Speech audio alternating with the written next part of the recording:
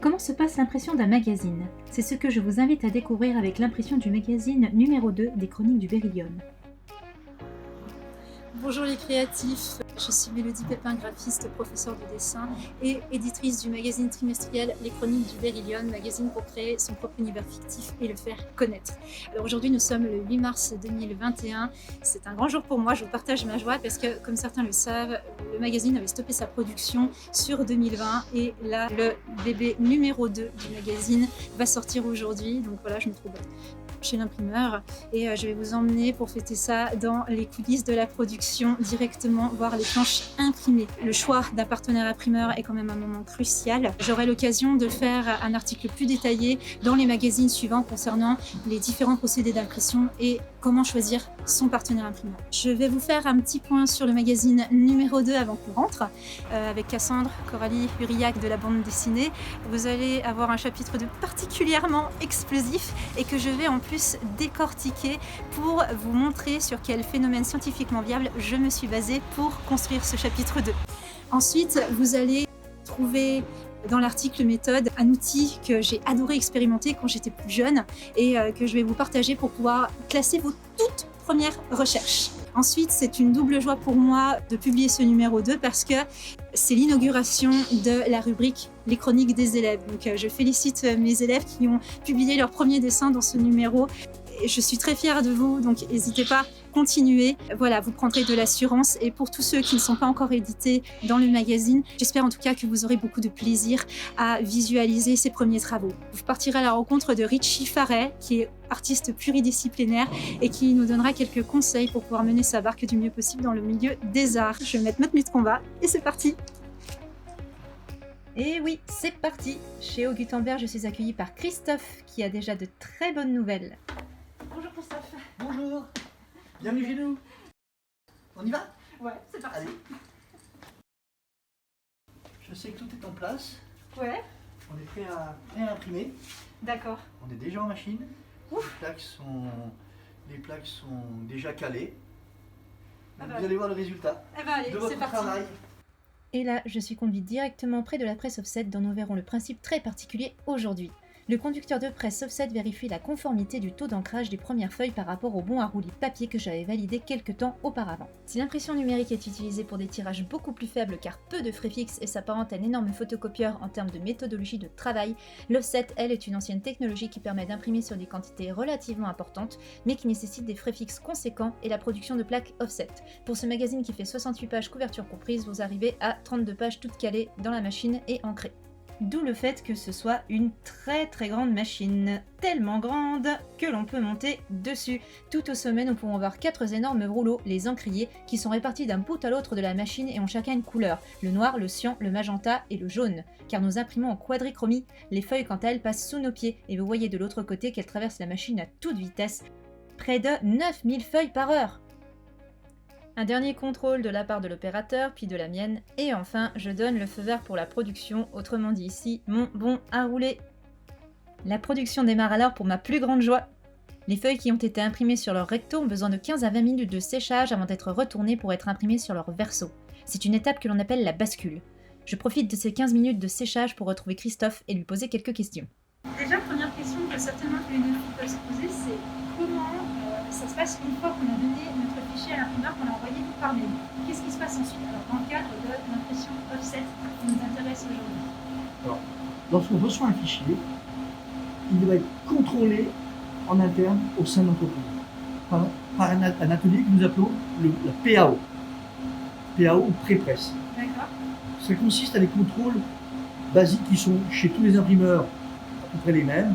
Soit on va vérifier si on a bien le format ATEL, si on est bien à 300 dpi dans le format d'utilisation. Donc 300 là pour les photos. C'est la résolution. La résolution.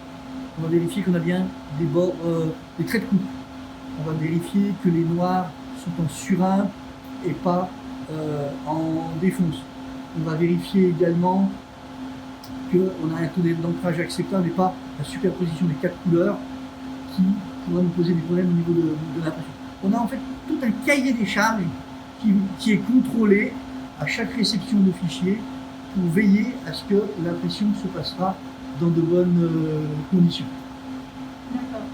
Et vous, s'il y a un souci sur nos fichiers, vous nous renvoyez un mail et vous nous dites, bah voilà, ça va pas sur telle page. Première étape, on a quelques problèmes sur le fichier. On s'aperçoit qu'on a une photo qui est de basse résolution, 120 dpi au lieu d'être à 300 dpi. Oui. Et ben on va vous prévenir, dire attention, voilà le problème que nous rencontrons sur cette image. On va faire un petit topo comme ça pour lister la problématique de votre fichier. D'accord. Charge à vous de le modifier ou pas, mais nous avons fait notre travail de vous prévenir. D'accord. Une fois que le fichier est OK, nous on préfère travailler à l'ancienne, à savoir on va vous présenter un traceur de contrôle que vous allez pouvoir avoir entre les mains. Alors on n'est pas forcément sur le papier qui sera utilisé, on n'est pas forcément sur les couleurs qui seront celles d'imprimées de l'impression parce que on ne peut pas le garantir avec ces traceurs. Néanmoins, vous avez déjà un premier jet de votre document que vous pouvez feuilleter et c'est ce qui va être, c'est l'engagement que vous allez prendre en signant et en validant ce document que l'on pourra ensuite passer en impression. Et donc, ça, c'est la deuxième étape. On réalise à ce moment-là les plaques offset. C'est elles qui sont placées ensuite sur les presses. J'en avais une derrière moi, par exemple. Oui. Donc, ces plaques aluminium, on vient faire dessus un report du document qui sera imprimé et on réalise une plaque par couleur dans nos 4 couleurs de base qui sont la quadrichromie, le cyan, le bleu, le rouge que nous appelons dans notre métier le magenta, Oui. le jaune Oui. et le noir.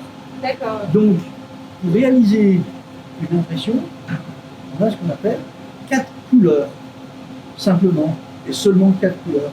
Et l'addition de ces 4 couleurs va créer toute la palette que nous connaissons. Ça veut dire que ces plaques, en fait, qu'est-ce qui fait qu'elles vont accrocher l'encre? Est-ce qu'on a un dénivelé? C'est découpé? Une plaque est parfaitement lisse. D'accord. C'est simplement l'antagonisme entre de l'encre Oui. qui va aller se poser sur les parties que nous appelons imprimables D'accord.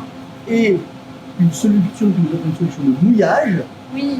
pour schématiser de l'eau, et quelques adjuvants, qui vient faire un équilibre entre l'encre et l'eau. Donc c'est comme l'huile et l'eau, quoi, à peu près. D'accord. L'encre est chassée sur les parties imprimantes, l'eau va sur le reste. Le principe de base de l'impression offset. D'où l'importance des fameux taux d'ancrage. Si on a trop si on ne fait pas attention au taux d'encre qu'on a mis sur certaines parties, ça peut bader.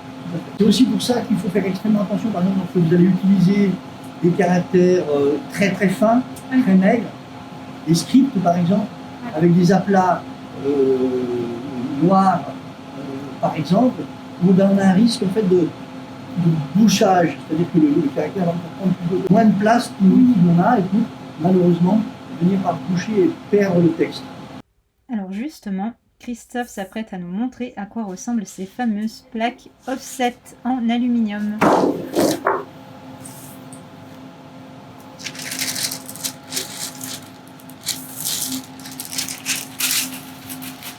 Vous avez ici la décomposition de l'impression sur les 4 plaques offset.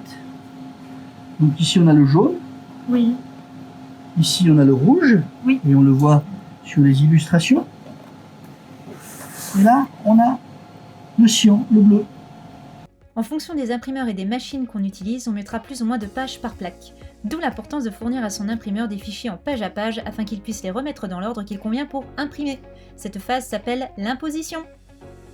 À notre retour près de la presse, nous constatons que l'opérateur a déjà fait la bascule pour la couverture. Voyons le résultat. Voilà, on est recto verso, ça prend forme. Ah oui. Mais justement, sur la presse, où se trouvent les plaques que nous venons de voir? Eh bien, elles se trouvent au-dessous des encriers que nous avons vus tout à l'heure. Sur la plaque du jaune, nous pouvons constater que toutes les zones imprimables sont devenues jaunes. Là où la solution de mouillage a chassé l'encre, la plaque est restée grise. Entre la plaque et l'encrier se trouve un rouleau chargé de la répartition de l'encre sur la plaque.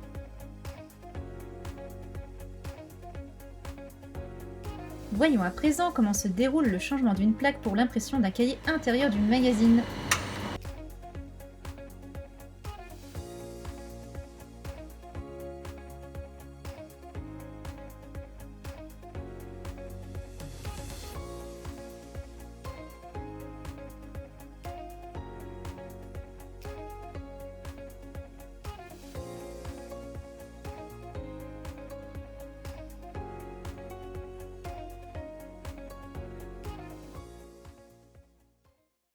Je laisse alors l'impression des différents cahiers se poursuivre. Le séchage de l'impression durera une journée entière pour que la suivante l'imprimeur puisse procéder au pliage et à l'encartage du magazine, ainsi qu'au pelliculage de la couverture.